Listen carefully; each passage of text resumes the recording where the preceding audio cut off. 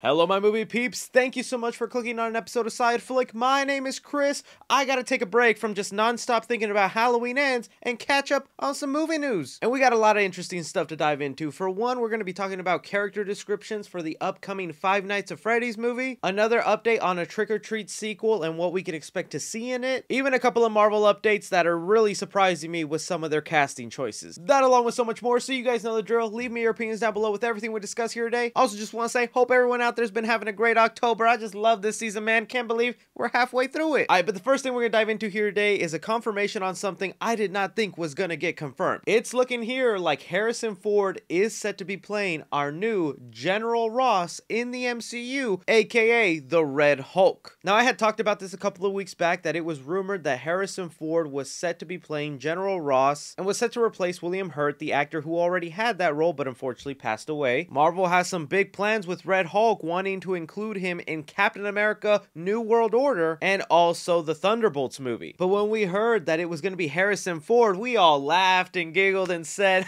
good luck, Kevin Feige. But we do not underestimate the power of Kevin Feige in this house. The boy got Harrison Ford to agree to it, and now I am curious as heck to see what his Red Hulk looks like. Someone already created an AI image of what it could possibly look like, and it's terrifying and sexy at the same time. This is just surprising because we've seen the way Harrison Ford acts towards big IP properties that keep him mainstream. He seems annoyed with it, but here it looks like they threw him enough money or gave him enough of an interesting character that he's like, oh, I want to do that. I also think it's going to be a pretty easy role because I don't see Harrison Ford actually wearing the mocap suit. What I think is going to be happening is he'll just provide the voice for Red Hulk and then do the stand-in human stuff. Let me know what you guys think about Harrison Ford actually saying yes to playing Thunderbolt Ross and becoming our new Red Hulk. Another surprising casting choice that I think is spot on amazing if it comes to fruition, a report was coming in that Sacha Baron Cohen is set to play Mephisto in the MCU, specifically in the upcoming Ironheart series. And that right there already seemed like a crazy wild rumor. 1, Sacha Baron Cohen as Mephisto. 2, we're talking about Mephisto. And 3, in the Ironheart series? Out of everything he could appear in, Ironheart? But then as this report was going around, a lot of other credible journalists and scoopers started confirming that they have heard the exact same thing and that it is looking to be true. And for one, Sacha Baron Cohen as Mephisto would be amazing. I think he's a talented actor with a lot of range, and playing the devil, oh yeah, that's pretty good. And while I did flinch at first of him showing up in Ironheart, the way it's explained is the Ironheart series is about magic versus technology. And the villain of the show, the Hood, is supposed to get his powers and abilities from Mephisto. Pretty crazy and wild that we've actually gotten this far, that we don't have to treat Mephisto like a meme anymore, and he could be coming with a good actor. I also think this is going to be one of those things that people tune in Ironheart for. It's like, oh, you're bringing finally in Mephisto? Guess I'm tuning into Ironheart. Still, we gotta take this with a grain of salt, but just like with the Harrison Ford news, that was a rumor. It's coming true. This is a credible rumor right now that could be very true in the near future. Leave me your thoughts on this. The next movie news story I wanted to talk about here today might not get a lot of heads turning, but has me so pumped. I don't know how many of you guys were familiar with the actor Leslie Nielsen, but he is one of the most comedic geniuses ever put on screen. He always made me laugh in every single one of his parody movies. Well, it just got revealed by Deadline that they will be making a new Naked Gun movie with Liam Neeson now being the cop character. And not just that, the director of the movie will be Akiva Schaffer from The Lonely Island, who directed this year's Chip and Dale, also Hot Rod, and Pop Star Never Stop Never Stopping. This director right here has not failed to make me laugh and deliver one great movie.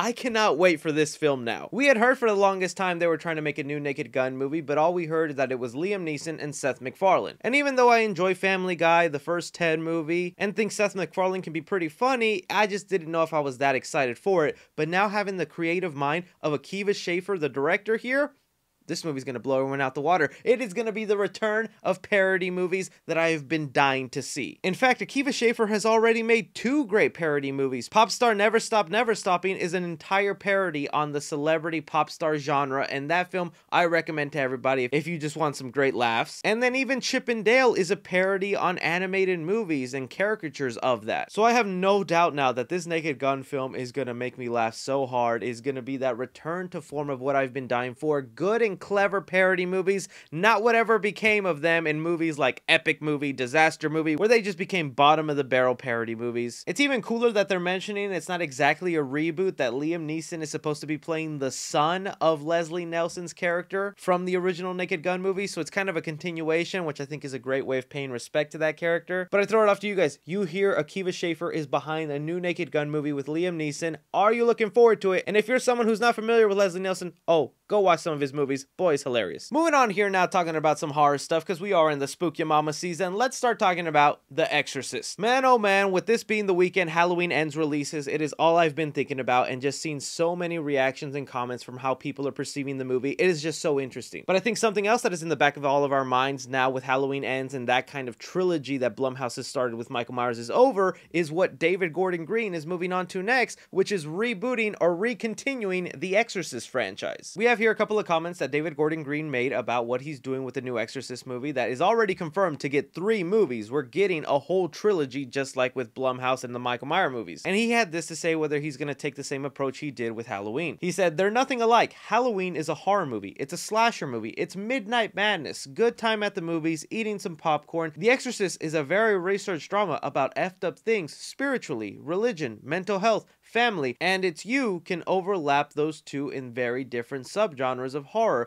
but the approach technically creatively is very different." Look, coming from someone who really appreciates what Halloween Ends was trying to do but ultimately walked out disappointed, you would think I'm not excited at all for David Gordon Green's The Exorcist, but actually it's because of the big swings and trying something different that David Gordon Green attempted with Halloween Ends that makes me super excited for his version of The Exorcist. I'm someone who does not have that big of an attachment to the original Exorcist or even any demonic possession movies in general. If anything, those are my least favorite kind of horror movies. I feel like they just always pan out the same way, so formulaic, and it's always hard to stretch the imagination on what is the rules of this demon, what is not. Anytime I see a trailer for a new Exorcist movie, to me, I get the same feeling I do when I see there's a new shark movie out there. But now here, we're going to the smack daddy beginner of all these demon possession movies with the original Exorcist and the creative mind David Gordon Green has, who I'm going to say has a good director's vision. The one aspect in this Blumhouse trilogy he did not fail us in is just the look of the movies. I think they are beautifully shot, well casted, have so many great creative kills and moments in them that it makes me intrigued to see what he'll do. Now, I know not everybody will feel the same way, and I totally respect that. That's just my opinion here. So I want to hear from you guys. After walking out of Halloween Ends and this Blumhouse trilogy, how do you feel about that director now about to make 3 Exorcist movies? Moving on here, talking about some Trick or Treat. This is still one of my favorite Halloween horror movies to watch around the season. And we talked a couple weeks ago how Lionsgate is in active development of wanting a sequel made. And here we have the original director of that movie, Michael Daughtry, giving us an idea of what we can expect, being asked specifically if any characters will be returning into the sequel, where he said no, because I feel like that's very much American Horror Story's approach and style. I'd rather stay consistent. If I'm bringing cast members back, it would be in the same roles. Not that that's currently a plan within the piece. To me, it would throw me off. I do like it in American Horror Story. I think it works for them, but I'd also feel like we're just ripping them off if we did that. If I've learned anything from this experience, it's all about patience and persistence. And then at first that made me a little scared because I'm like, well, Sam was a character in the first movie. I want more Sam in my life. Please tell me he's someone who would return. And well, he was asked if he would expand on the origin of Sam in a sequel, and he said this: "I think Freddy works," talking about Freddy Krueger, "but at the same time, we never saw it, the origin. I guess. I think Freddy's origin is an exception because it only made him scarier.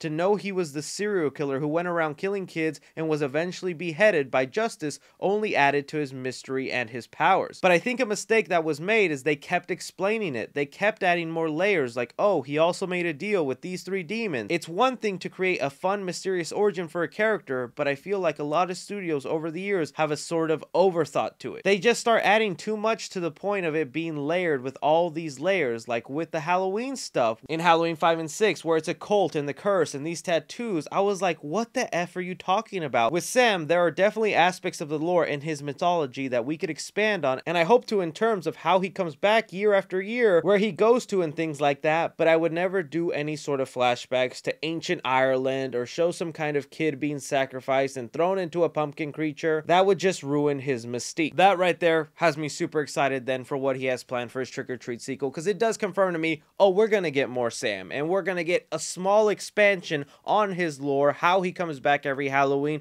maybe why he does it, but we're not gonna cross that threshold of explaining point for point his origin and ruining his mystique. Sam has slowly become one of the faces of Halloween. I love that for him, so I need me more movies about him, and it's good to know that if we get that sequel made, is gonna happen good. How are you guys feeling about these little details involved with Trick or Treat? Moving on here, we gotta talk about some Five Nights at Freddy's, because we got here a couple of characters that are gonna be placed in the movie that I think might have some of us FNAF fans a little confused. Now, this source is coming from Geek Vibe Nation that has actually provided a lot of credible character descriptions in the past, which is why I'm tending to believe them. And also with Jason Blum recently confirming that they are going to finally start filming in February, it would make sense that right now they're casting. So these descriptions are going to get leaked out from agents trying to see what actor could fit into these descriptions. And it also does give us an idea of the story direction this movie could go. So let's just start off with the very first person. We have a male lead who is named Mike.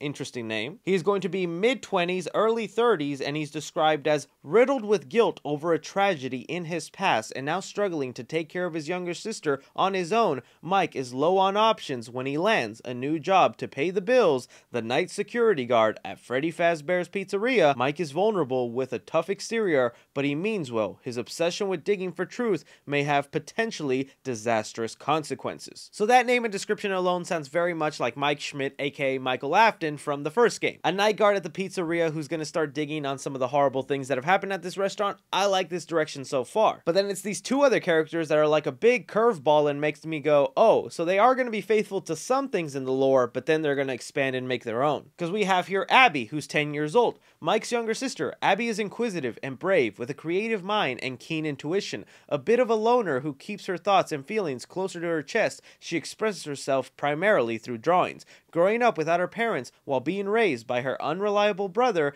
Abby has learned to fend for herself. That said, she is still very much a child, emotionally vulnerable, full of imagination, and not without the normal outburst of a 10-year-old. Now this one is interesting to me, giving Mike a younger sister here. At first I thought maybe they were doing like a gender-swapped crying child thing going on, but if we go back to Mike's original description that we just read, he says he's suffering from a tragedy in his past, and that feels like the crying child event from the FNAF games, the Bite of 83. I've already seen some FNAF fans throw out theories that she could be a robot child. I mean, that happens in the FNAF world. That would be so crazy for the first movie. The also little detail in here that she expresses herself through drawings. There have been drawings in the FNAF games, and I can already see a scene where this little girl is not talking very much, but she draws Freddy Fazbear doing something creepy with her, and we're all like, oh.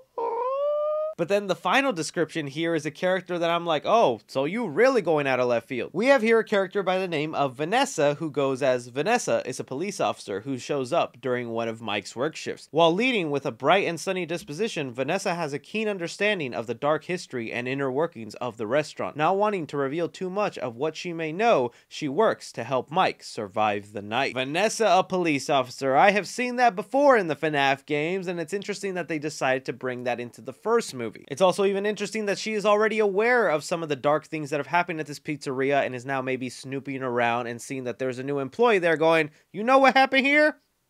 It ain't just the pizza being good here. Now, I know there'll be some FNAF fans hearing me say all this, and they'll go, oh, this is not accurate to the games. This is not happening the way it should, but we all knew they were going to make some changes, and at the end of the day, these are Scott-approved changes. This is the idea that took 7 years to finally get to. Let's hope it was the one worth it. But I'm going to throw it off to some of you more knowledgeable FNAF fans. Now that you hear these descriptions, what are some of the speculation or theories you can make with some of these characters? But that is all movie news we currently have going on right now, guys. I want to thank you so much for taking time out of your day to watch me talk some movie news. Don't be forgetting to hit that like button, subscribe if you haven't already, follow me on Twitter at 3CFilms or on TikTok at 3CFilms. But as always, I'm Chris. Take care.